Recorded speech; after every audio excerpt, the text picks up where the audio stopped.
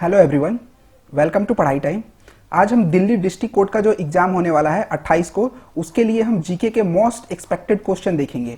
सो आइए स्टार्ट करते हैं। हमारा जो टारगेट है वो है 25 में से 25 मार्क्स लाना। हमको कैसे भी 25 में से कोशिश करना है कि 25 मार्क्स आए जीके में ओनली। बहुत इजी होता है जीके, अगर आप अच्छे ढंग से अगर पढ़े हैं तो आप इजीली कर सकते हैं। 25 में से अगर 25 भी नहीं कर पाए तो इजीली आप 25 में से 22-23 क्वेश्चन जो है आप कर सकते हैं। मैं ये क्विक रिवीजन आपके लिए लेके आया हूं, आप पूरा वीडियो को ध्यान से देखिए। अगर आप चैनल पे नए हैं तो चैनल को सब्सक्राइब करिए, वीडियो को लाइक करिए, ज़्यादा से ज़्यादा शेयर करिए। तो चलिए स्टार्ट करते हैं फर्स्ट क्वेश्चन से। पहला क्वेश्चन दिया गया है, भारतीय संविधान का अनुच्छेद 51A इनमें से किस मामलों से संबंधित है? मौलिक अधिकार, मौलिक कर्तव्य, नागरिकता, राजभाषा। बताइए किससे संबंधित है? ये संबंधित है मौलिक कर्तव्य से। मौलिक कर्तव्य का आर्टिकल होता है 51A। संविधान में कितने मौलिक कर्तव्य हैं? 11 मौलिक कर्तव्य हैं। ऑप्शन 1 है मौलिक अधिकार। मौलिक अधिकार के लिए आर्टिकल कितना है? 12 से 35 है। और अगर ये पूछ देगा कौन से भाग में है, तो ये है भाग 3 में। भाग 3 को संविधान का मैग्नी कार्टा भी कहा जाता है। एग्जाम में इससे क्वेश्चन जरूर पूछता है, भारतीय संविधान का मैग्नी कार्टा किसे कहा जाता है? तो भाग 3 को भारतीय संविधान का मैग्नी कार्टा कहा जाता है। अब ऑप्शन दिया गया है नागरिकता। नागरिकता कौन से आर्टिकल से संबंधित है? ये संबंधित है 5 से लेके 11 तक। अगर पूछेगा राजभाषा तो ये है आर्टिकल 343 से 351। हम आंसर भी देखेंगे, आंसर के अलावा बाकी ऑप्शनों पे भी ध्यान देंगे और आप एक्सप्लेनेशन पे ध्यान दीजिएगा, क्योंकि बहुत बार एग्जाम में एक्सप्लेनेशन से डायरेक्ट क्वेश्चन लड़ जाते हैं। आइए अगला क्वेश्चन हम देखते हैं। अगला क्वेश्चन दिया गया है, 2011 की जनगणना के अनुसार भारत का लिंग अनुपात क्या है? 987, 943, 843, 876। सो ये है 943। अब अगर इसमें क्वेश्चन पूछ दिया है कि सर्वाधिक जनसंख्या घनत्व वाला राज्य कौन सा है, सो वो हो जाएगा बिहार। बिहार में कितने जनसंख्या घनत्व है? 1106 है। और अगर न्यूनतम पूछ दिया तो हो जाता है अरुणाचल प्रदेश, वहां पे कितने हैं? 17 हैं। आइए अगला क्वेश्चन देखते हैं। अगला क्वेश्चन दिया गया है, लंदन में इंडिया हाउस की स्थापना किसने की? श्यामजी कृष्ण वर्मा ने की, दयानंद सरस्वती ने की, हरदयाल ने की, तारकनाथ दास ने की। बताइए किसने की? तो ये श्यामजी कृष्ण वर्मा ने की। ये जो थे एक क्रांतिकारी भी थे, पत्रकार और वकील साथ में भी थे। आइए अगला क्वेश्चन देखते हैं। अगला क्वेश्चन है, कपिल धारा जलप्रपात किस नदी पर स्थित है? ताप्ती नदी पे, शरावती, नर्मदा, इंद्रावती। बताइए कौन से नदी पे है? ये है नर्मदा नदी पे स्थित है। नर्मदा नदी जो है मध्य प्रदेश के अमरकंटक से निकलती है और ये अरब सागर में जाके गिरती है। जैसे ये हमारा इंडिया का अगर मैप हो गया तो इधर होता है बंगाल की खाड़ी और इधर होता है अरब सागर। तो ये यहाँ से निकल के अरब सागर में आके गिर जाती है। एग्जाम में बहुत बार क्वेश्चन पूछता है कि पश्चिम की ओर बहने वाली कौन सी नदी है? तो ये नर्मदा नदी जो है ये पश्चिम की ओर बहने वाली नदी है। अगर पूछ दिया एग्जाम में कि धुआंधार जलप्रपात किस नदी पे है, तो वो भी नर्मदा नदी पे है। आइए हम अगला क्वेश्चन देखते हैं। नेक्स्ट क्वेश्चन है, भारत के संविधान के डैश संशोधन के द्वारा सिक्किम को भारत का पूर्ण राज्य बनाया गया था? कौन से संविधान संशोधन के द्वारा सिक्किम को पूर्ण राज्य बनाया गया था? ऑप्शन दिया गया है 36वें, 69वें, 91वें, 35वें। बताइए कौन सा? सो ये हो जाएगा 36वां संविधान संशोधन। 36वां संविधान संशोधन के द्वारा सिक्किम को पूर्ण राज्य का दर्जा मिला था। अब एक ऑप्शन दिया गया है 35वां। 35वां में क्या हुआ था? सिक्किम को जो है वो भारत का सहयोगी राज्य बनाया गया था। कंफ्यूज मत होइएगा 36वां और 35वां में। 36वां में पूर्ण राज्य बनाया गया था और 35वां में सहयोगी राज्य बनाया गया था। 35वां संविधान संशोधन जो है 1974 में हुआ था और 36वां संविधान संशोधन हुआ था 1975 में। अब यहाँ पे ऑप्शन दिया गया है 69 संविधान संशोधन में क्या हुआ था? 69 संविधान संशोधन हुआ था 1991 में और इसमें जो है दिल्ली को राष्ट्रीय राजधानी बनाया गया था। अब एक ऑप्शन दिया गया है 91। तो 91 संविधान संशोधन ये हुआ था 2003 में और इसमें जो क्या होता है, केंद्र और राज्य के जो मंत्री होते हैं उनके सदस्यों की संख्या जो होगी वो होती है 15%। जैसे मोदी जी की जो सरकार है तो इसमें कितने मिनिस्टर बनेंगे? सो जितनी टोटल इनकी सीट होंगी, टोटल सीट के बस 15% ही लोग मंत्री बन सकते हैं, उससे ज्यादा नहीं बन सकते हैं। 91वें संविधान संशोधन 2003 के तहत ये लिखा गया है कि जो है 15% ही केवल मिनिस्टर हो सकते हैं। चलिए आइए अगला क्वेश्चन देखते हैं। नेक्स्ट क्वेश्चन दिया गया है, किस वंश ने विक्रमशिला विश्वविद्यालय की स्थापना की थी? चालुक्य वंश, चोल वंश, चेरा वंश, पाला वंश। तो ये की थी पाला वंश ने। पाला राजवंश के जो धर्मपाल थे उन्होंने जो है विक्रमशिला विश्वविद्यालय की स्थापना की थी। और विक्रमशिला विश्वविद्यालय को दिल्ली का सल्तनत जो था बख्तियार खिलजी, इसने इस पे हमला करके इसको नष्ट कर दिया था। अगला क्वेश्चन है, संपत्ति का अधिकार कौन सा अधिकार होता है? कानूनी अधिकार, मौलिक अधिकार, प्राकृतिक अधिकार? इनमें से कोई नहीं। बताइए कौन सा अधिकार होता है संपत्ति का अधिकार? तो संपत्ति का अधिकार जो है वो कानूनी अधिकार होता है। संपत्ति के अधिकार को 44वें संविधान संशोधन 1978 के तहत मौलिक अधिकार की सूची से हटाकर इसको कानूनी अधिकार बना दिया गया। ठीक है, इसे संविधान के भाग 12वें के अनुच्छेद 300A के तहत कानूनी अधिकार बनाया गया है। अब यहाँ पे हम थोड़ा सा पॉइंट डिस्कस कर लेते हैं। मौलिक अधिकार ये आता है 12 से 35 के बीच में आता है। अब हम इसमें कुछ इंपॉर्टेंट फैक्टर देख लेते हैं।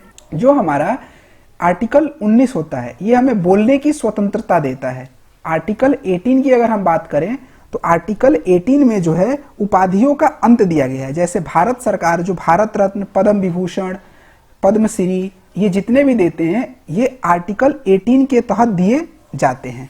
अब यहाँ मौलिक अधिकार की बात हो रही है तो आइए हम मौलिक अधिकार से सारे पॉइंट डिस्कस कर लेते हैं, क्योंकि ये एग्जाम में बहुत बार ये क्वेश्चन पूछा जाता है। मौलिक अधिकार जो होते हैं ये होते हैं आर्टिकल 12 से 35। ठीक है, मौलिक अधिकार जो होते हैं वो 6 होते हैं। पहला होता है समता या समानता का अधिकार, इसका आर्टिकल होता है 14 से 18। उसके बाद 2 नंबर होता है स्वतंत्रता का अधिकार, इसका आर्टिकल होता है 19 से 22। उसके बाद 3 नंबर होता है शोषण के विरुद्ध अधिकार, इसका आर्टिकल कितना होता है? ये होता है 23 से 24। उसके बाद पूछा जाता है धार्मिक स्वतंत्रता का अधिकार, इसका आर्टिकल कितना होता है? इसका आर्टिकल होता है 25 से 28।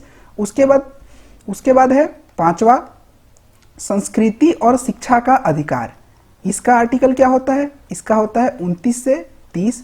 उसके बाद 6ठा होता है संवैधानिक उपचारों का अधिकार, इसका आर्टिकल है 32। ये 6 जो है मौलिक अधिकार होते हैं। पहले 7 हुआ करते थे। जो 7वां था संपत्ति का अधिकार, उसको हमने कानूनी अधिकार बना दिया गया है और उसको 300 के क में या ए में उसको रख दिया गया था। चलिए आइए हम अगला क्वेश्चन देखते हैं। अगला क्वेश्चन है, मालगुडी डेज नामक पुस्तक के लेखक कौन हैं? R K. Narayan, Jim Corbett, Lewis Carroll, M K. Gandhi. बताइए कौन है? ये है आर.के. नारायण। आर.के. नारायण जो है ये मालगुडी डेज नामक पुस्तक के लेखक हैं। चलिए आइए अगला क्वेश्चन देखते हैं। अगला क्वेश्चन दिया गया है, विश्व जनसंख्या दिवस कब मनाया जाता है? 1 जून, 11 जुलाई, 10 मार्च। उपयुक्त में से कोई नहीं। तो ये मनाया जाता है 11 जुलाई को। 11 जुलाई को विश्व जनसंख्या दिवस मनाया जाता है। अगर पूछ दिया जैसे 8 मार्च को क्या मनाया जाता है? अंतर्राष्ट्रीय विमेंस डे मनाया जाता है। 2 फरवरी को पूछ दिया तो ये वेटलैंड डे मनाया जाता है। और हमारे इंडिया में अब तक जो है 42 वेटलैंड साइट है। चलिए आइए अगला क्वेश्चन देखते हैं। अगला क्वेश्चन है, पाटलिपुत्र को मगध की राजधानी के रूप में स्थापित किसने किया था? अशोका, बिंबिसार, उदायन, महापद्म नंद। बताइए किसने किया था? तो ये किया था उदायन ने किया था। उदायन जो था वो हर्यक वंश का भारतीय राजा था जिसने 460 ईसा पूर्व से 440 ईसा पूर्व तक मगध पर शासन किया था और ये अजात शत्रु का पुत्र था। उसने पहली बार पाटलिपुत्रा को मगध की राजधानी के रूप में स्थापित किया था। चलिए आइए अगला क्वेश्चन देखते हैं। निम्नलिखित में से कौन सा शैवाल और कवक के संयोजन से बनता है? एपीफाइट, माइकोराइजा, हरीता, लाइकेन। तो इसमें होता है लाइकेन। लाइकेन जो है शैवाल और कवक के संयोजन से बनता है। आइए अगला क्वेश्चन देखते हैं। दल बदल विरोधी कानून भारतीय संविधान की कौन सी अनुसूची में दिया गया है? दूसरी अनुसूची, 10वीं अनुसूची, तीसरी अनुसूची, चौथी अनुसूची।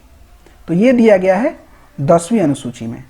राजीव गांधी के कार्यकाल के दौरान 1985 में ये जो है 52वां संविधान संशोधन के तहत इस कानून को लाया गया था।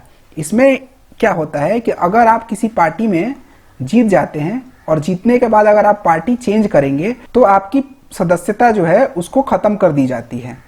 उसके बाद अगर हम यहाँ पे देख लेते हैं क्विक कि दूसरी अनुसूची किससे संबंधित है। सो दूसरी अनुसूची जो है वो सैलरी से संबंधित होती है। उसके बाद यहाँ पे तीसरी अनुसूची है। तीसरी अनुसूची किससे संबंधित होती है बताइए? ये शपथ से संबंधित होती है। और अगर चौथी अनुसूची की बात करें, राज्यसभा के सीट से संबंधित होती है। आइए हम अगला क्वेश्चन देखते हैं। अलीगढ़ मुस्लिम विश्वविद्यालय के संस्थापक कौन थे? सर सैयद अहमद खान, अब्दुल गफ्फार खान, लियाकत अली, मौलाना आजाद। बताइए कौन थे? ये थे सर सैयद अहमद खान थे। अलीगढ़ मुस्लिम विश्वविद्यालय की स्थापना 1875 में सर सैयद अहमद खान ने मोहम्मद एंग्लो ओरिएंटल कॉलेज के रूप में की थी। इसका नाम 1920 में बदलकर अलीगढ़ मुस्लिम यूनिवर्सिटी कर दिया गया। चलिए आइए देखते हैं अगला क्वेश्चन। अगला क्वेश्चन दिया गया है, निम्नलिखित में से किस माध्यम में ध्वनि सबसे तेज यात्रा करती है? गैस में, निर्वात में, तरल में, ठोस में। तो ये करती है ठोस में। ध्वनि जो है सबसे ज्यादा यात्रा ठोस में करती है, उसके बाद द्रव में, उसके बाद गैस में। और ध्वनि जो है याद रखिएगा निर्वात में यात्रा नहीं करती है। आइए अगला क्वेश्चन देखते हैं। अगला क्वेश्चन दिया गया है, संयुक्त राष्ट्र संघ का मुख्यालय कहाँ है? तो न्यूयॉर्क, हेग, जनेवा, पेरिस। बताइए कहाँ है? यह है न्यूयॉर्क में। न्यूयॉर्क में संयुक्त राष्ट्र संघ का मुख्यालय है। हेग में किसका मुख्यालय है? इंटरनेशनल कोर्ट ऑफ जस्टिस का मुख्यालय हेग में है। जनेवा में WTO WHO का मुख्यालय है और पेरिस में यूनेस्को का मुख्यालय है। आइए अगला क्वेश्चन देखते हैं। वायुमंडल में कौन सी निष्क्रिय गैस नहीं पाई जाती है? Argon, krypton, xenon, radon. तो रेडॉन जो है वायुमंडल में नहीं पाई जाती है। निष्क्रिय गैस जो होती है 18 ग्रुप के ये सदस्य होते हैं और हमारे वायुमंडल में सबसे ज्यादा जो पाई जाती है वो पाई जाती है नाइट्रोजन। कितना परसेंट? 78% पाई जाती है। उसके बाद ऑक्सीजन पाई जाती है 21% लगभग। आइए अगला क्वेश्चन देखते हैं। अगला क्वेश्चन है, हिंदी के बाद दूसरी सर्वाधिक बोले जाने वाली भाषा कौन सी है? बांग्ला, उर्दू, तेलुगु, मराठी। बताइए कौन सी है? ये है बांग्ला। हिंदी के बाद दूसरी सर्वाधिक बोले जाने वाली भाषा जो है वो है बांग्ला। तो ये टोटल क्वेश्चन थे, जीके के most expected and important question थे जो मैंने आपको बताया।